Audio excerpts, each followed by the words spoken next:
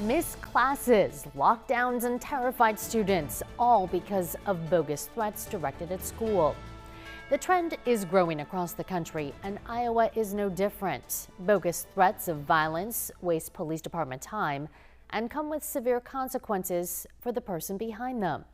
WHO 13's Lindsay Burrell looks at the impact on students and the effort to end the trend.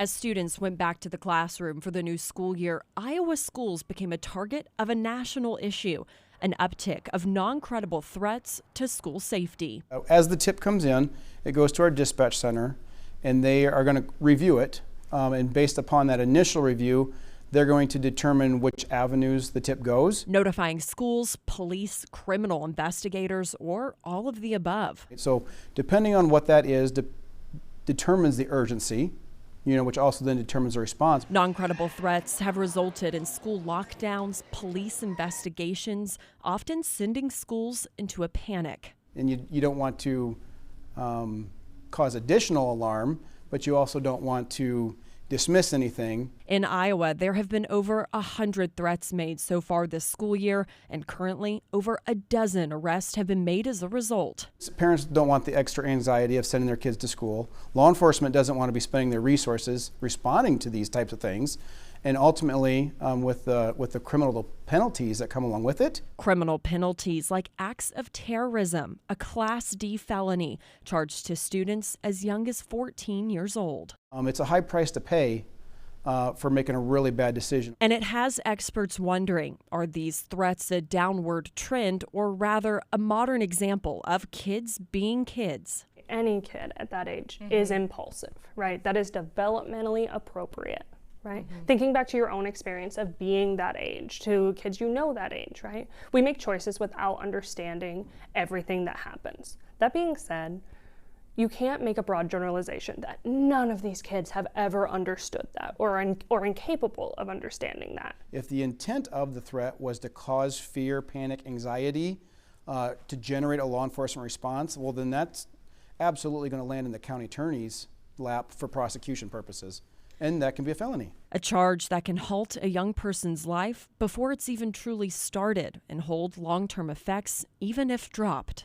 The stories that you tell yourself, right, hold very true to you. So kind of trying to break that stigma is going to be hard when everyone around you is telling you, that you can't do something. And social media only heightens the issue as Iowa saw non-credible threats made from other states. But these social media threats, as they start working their way through social media, it made it appear, because the name of the town was the same, as though it was an Iowa town. Those threats, no matter the distance, are having an impact on students and their mental health. And there is a concept known as vicarious trauma, or that secondary trauma that can come from seeing the things that are happening. And the first line of defense starts at home, with parents having real and honest conversations with their kids. Like, kids just want to be heard and listened to, right? And feel like they're part of that conversation. On top of my school administrators, teachers, educational professionals, parents are absolutely in that chain